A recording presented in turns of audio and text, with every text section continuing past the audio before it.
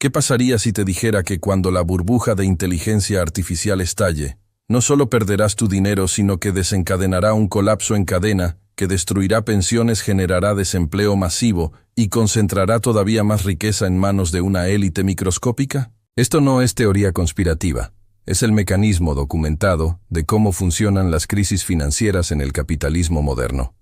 Los propios CEOs de las empresas más poderosas del mundo ya admitieron que la burbuja existe y están exigiendo rescates gubernamentales antes incluso de que todo explote.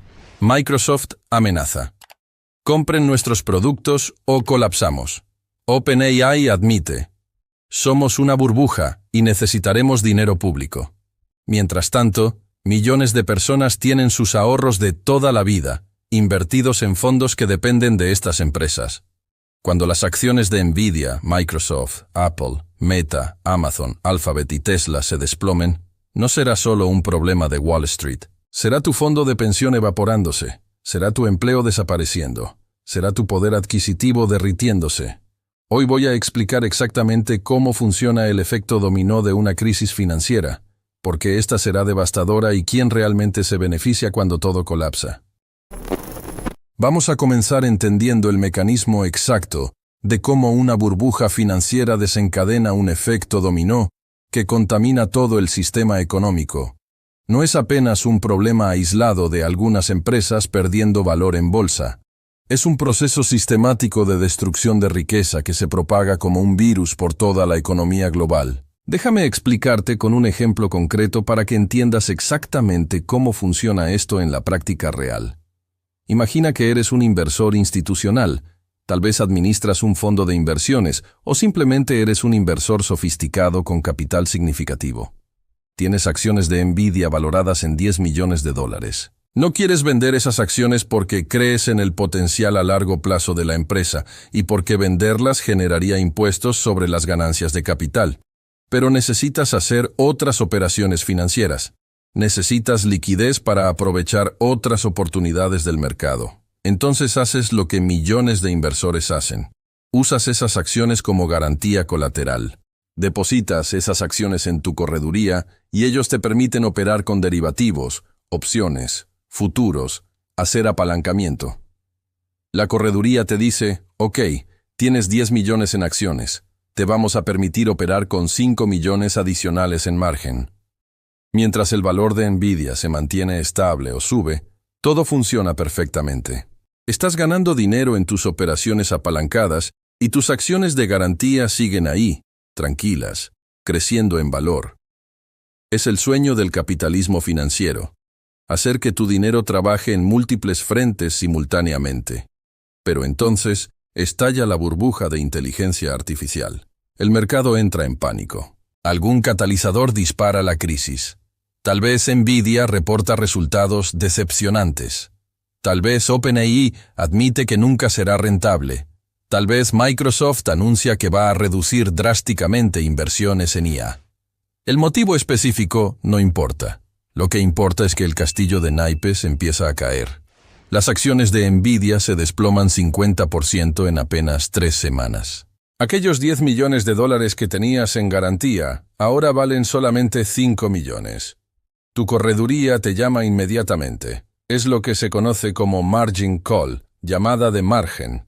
Te dicen: tu garantía colateral ya no es suficiente para las posiciones que tienes abiertas. Necesitas depositar inmediatamente $5 millones adicionales en efectivo o vamos a liquidar todas tus posiciones a la fuerza. Y aquí está el problema. Si tuvieras 5 millones en efectivo disponible, no habrías estado usando apalancamiento en primer lugar. La mayoría de los inversores no tiene ese dinero líquido sentado en una cuenta. Está todo invertido, todo trabajando, todo comprometido en algún activo. Entonces no puedes atender la llamada de margen. La correduría no espera. No puede esperar. Tiene sus propias obligaciones regulatorias y de riesgo. Vende todas tus posiciones inmediatamente, a precio de mercado, sin importar cuán bajo sea ese precio. Esa venta forzada arroja más acciones al mercado, presionando los precios todavía más hacia abajo. Y no estás solo. Miles de otros inversores están en exactamente la misma situación. Todos recibiendo margin calls simultáneamente. Todos siendo forzados a vender al mismo tiempo. Es una avalancha de órdenes de venta golpeando el mercado cuando no hay compradores. Los precios entran en caída libre. Nvidia, que cayó 50% en 3 semanas, ahora cae otros 30% en 3 días. Microsoft se desploma. Apple pierde 1/3 de su valor. Meta, Alphabet, Amazon, todas sangrando valor simultáneamente. Los algoritmos de trading de alta frecuencia detectan la tendencia bajista y empiezan a vender también, amplificando el movimiento. Los fondos cuantitativos que operan por modelos matemáticos reciben señales de salida y liquidan posiciones masivamente. El pánico se retroalimenta. Cada venta genera más ventas. Cada caída genera más caídas. Pero aquí viene la parte verdaderamente insidiosa del sistema. Esas acciones que están siendo liquidadas forzosamente no eran solo garantía para operaciones de margen. Eran garantía para una miríada de otros instrumentos financieros complejos. Credit default swaps, collateralized debt obligations, productos estructurados, derivativos exóticos.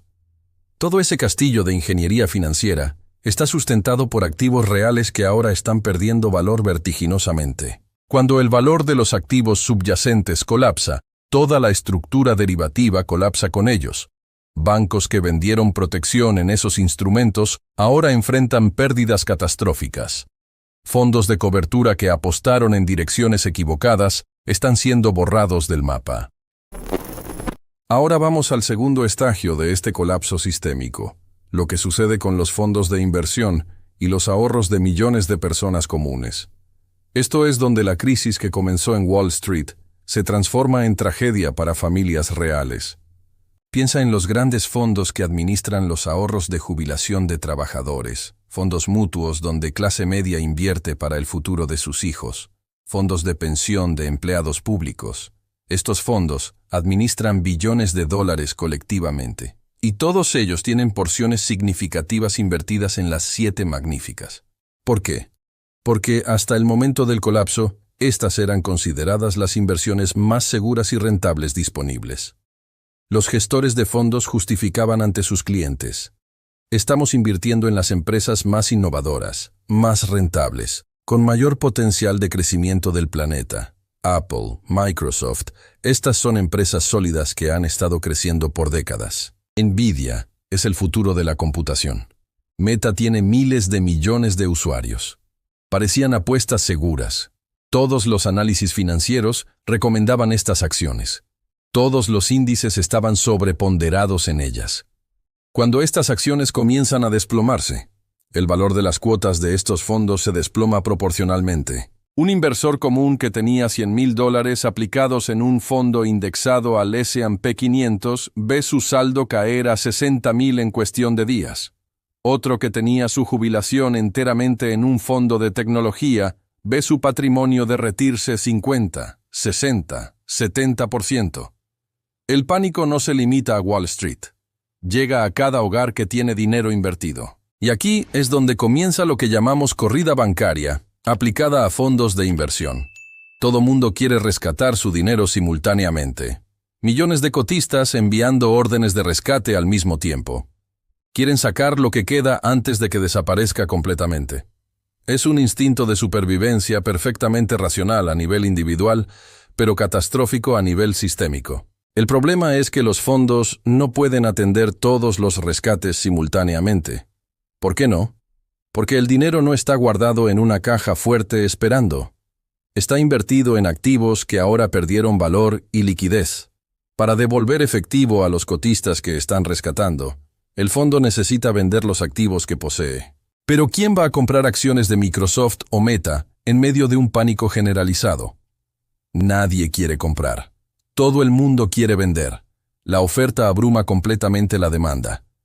Los fondos son obligados a aceptar precios cada vez más deprimidos para conseguir liquidar posiciones.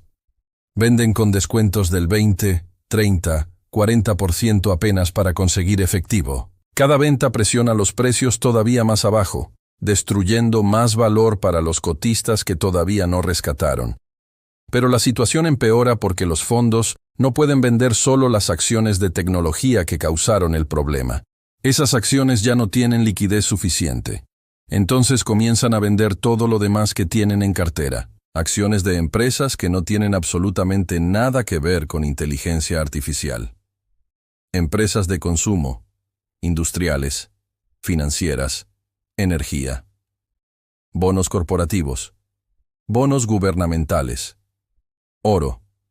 Cualquier activo que tenga aunque sea mínima liquidez es arrojado al mercado para conseguir efectivo para atender los rescates. La crisis que comenzó específicamente en el sector de tecnología e inteligencia artificial ahora contaminó literalmente todos los sectores del mercado.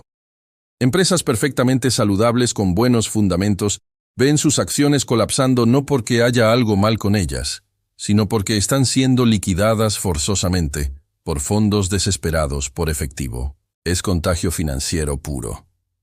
Es como cuando una persona enferma tose en un ambiente cerrado, y todos los demás se enferman, incluso quienes tenían sistema inmunológico fuerte. Los bancos también entran en crisis. Los bancos grandes tienen exposición directa a través de préstamos que hicieron a empresas de tecnología, a través de derivativos que vendieron, a través de sus propias carteras de inversión. Los bancos pequeños y medianos tienen problemas diferentes pero igualmente graves. Tienen depósitos de clientes que ahora están retirando dinero por miedo.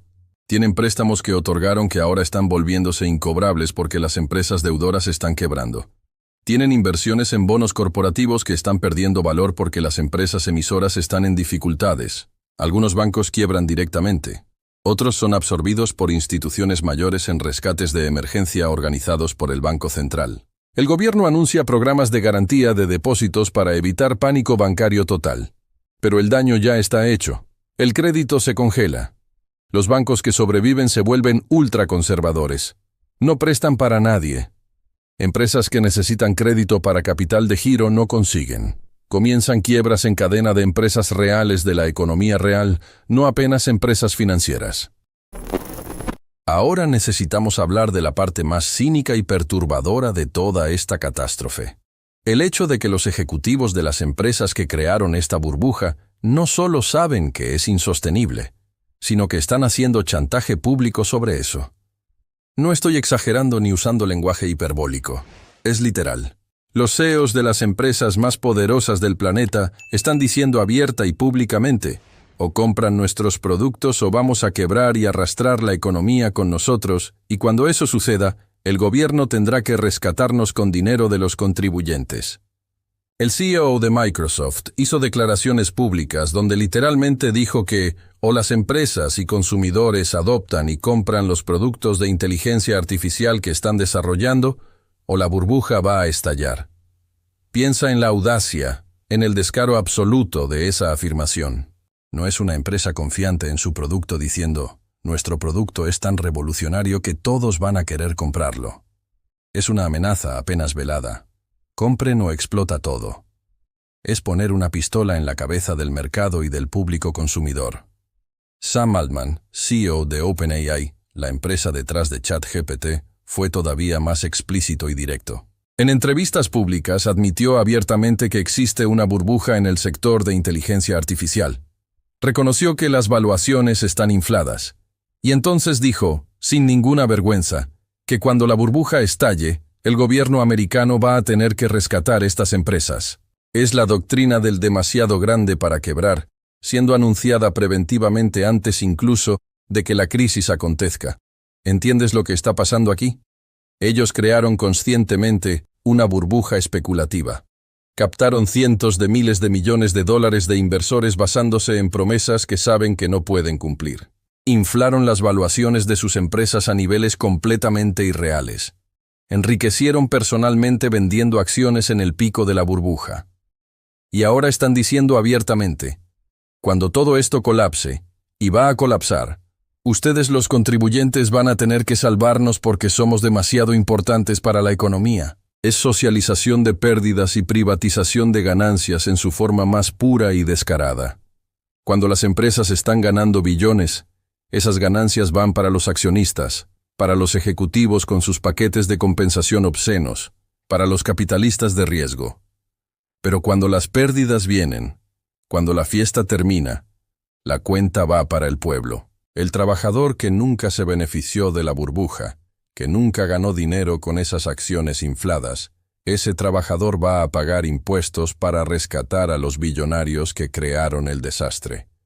Y lo peor es que probablemente están correctos en su cálculo cínico. Cuando estas empresas entren en colapso, la presión política para un rescate gubernamental será absolutamente inmensa. Los lobistas van a invadir el Congreso. Los medios van a bombardear con mensajes de que millones de empleos están en riesgo. Van a argumentar que la infraestructura tecnológica del país está amenazada. Van a invocar competencia geopolítica con China, diciendo que si dejamos nuestras empresas tecnológicas quebrar, China va a dominar el futuro. Políticos de ambos partidos van a ceder. Demócratas porque históricamente apoyan intervención gubernamental en la economía. Republicanos porque, aunque hablen de libre mercado, siempre rescatan grandes corporaciones cuando es necesario. Va a haber audiencias en el Congreso donde CEOs van a testimoniar que necesitan rescate urgente. Van a presentar proyecciones catastróficas de lo que va a suceder si no son rescatados. Van a prometer que esta vez será diferente, que van a reformar, que van a ser más responsables. Y el rescate va a venir. Billones de dólares de dinero público inyectados en empresas privadas que quebraron por codicia y especulación irresponsable. El Federal Reserve va a comprar activos tóxicos para sacar basura de los balances bancarios. El Tesoro va a garantizar deudas corporativas. Van a crear programas especiales de préstamos a tasas subsidiadas. Todo pagado con dinero de impuestos y con inflación que corroe el poder adquisitivo de quien recibe salario. Mientras tanto, la pequeña empresa que quiebra no recibe rescate. El trabajador que pierde su empleo no recibe rescate. La familia que pierde su casa en ejecución hipotecaria no recibe rescate. Solamente las corporaciones gigantescas consideradas sistémicamente importantes reciben rescate. Es un sistema donde las reglas del capitalismo se aplican para los pequeños, pero se suspenden para los grandes. Competencia y riesgo para el pueblo, socialismo corporativo para la élite. Ahora vamos a hablar de las consecuencias reales, concretas, tangibles que esta crisis va a tener en la vida de personas comunes que tal vez ni siquiera inviertan directamente en bolsa, porque ese es el engaño más perverso del sistema financiero moderno. Te hacen creer que si no inviertes en acciones, las crisis de Wall Street no te afectan. Pero la verdad es que todos estamos conectados a este sistema, queramos o no. Y cuando explota, todos sangramos. Voy a darte un ejemplo concreto para que entiendas el impacto real. Un trabajador americano común que trabajó 30 años en una empresa, contribuyendo fielmente cada mes a su fondo de pensión. Ese fondo fue invertido por gestores profesionales en un portafolio diversificado que incluía acciones de las 7 magníficas. En su estado de cuenta, ese trabajador ve que tiene $2 millones acumulados para su jubilación. Se siente seguro, tranquilo, sabe que puede jubilarse con dignidad. Entonces estalla la burbuja. El mercado colapsa. Su fondo de pensión está invertido pesadamente en tecnología porque hasta ayer esas eran las empresas más sólidas del mercado. En 3 meses, sus 2 millones se derriten para $1.200.000. Perdió $800.000. Casi la mitad de su patrimonio evaporado. Años de trabajo, de sacrificio, de contribuciones mensuales. Todo derretido en semanas. Ahora tal vez estés pensando, pero él todavía tiene $1.200.000. No es el fin del mundo. Y técnicamente tienes razón. Él no está en la miseria. Pero aquí está el punto crucial.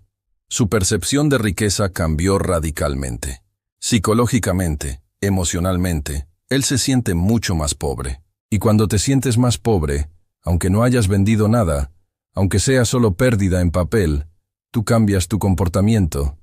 Ese trabajador iba a jubilarse el año siguiente, iba a viajar por Europa con su esposa, iba a comprar una casa de campo, iba a ayudar financieramente a sus hijos. Ahora toda esa planificación se deshizo.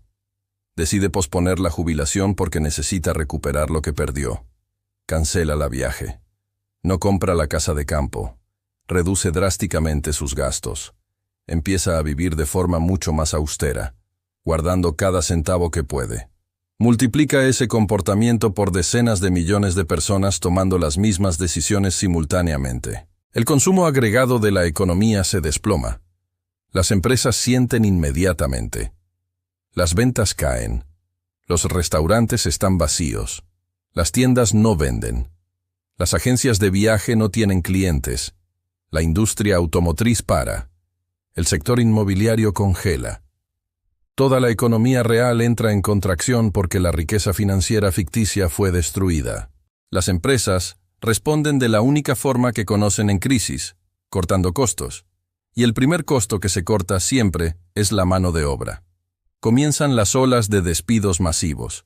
Primero las empresas de tecnología que estaban en el epicentro de la burbuja. Miles de programadores, ingenieros, diseñadores en la calle. Después se esparce para otros sectores. Empresas que vendían para el sector tecnológico pierden clientes y despiden.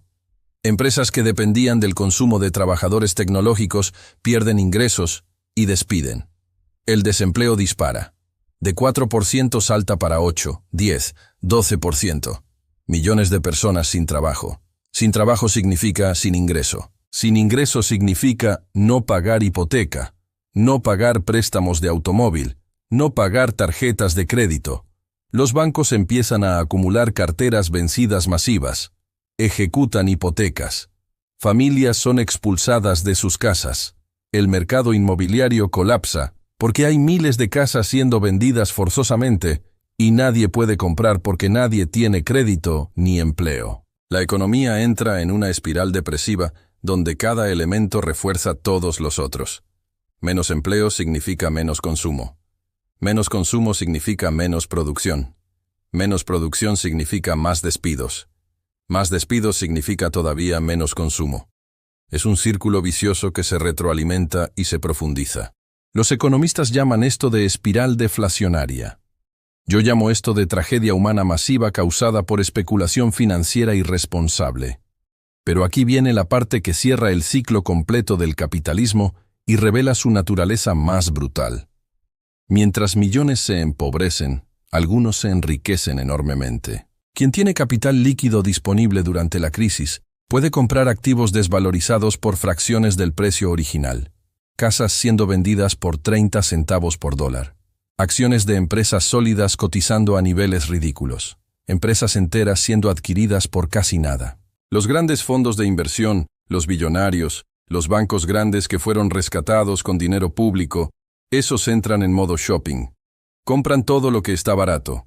Cuando la economía eventualmente se recupera, y siempre se recupera en algún momento, esos activos vuelven a valer mucho.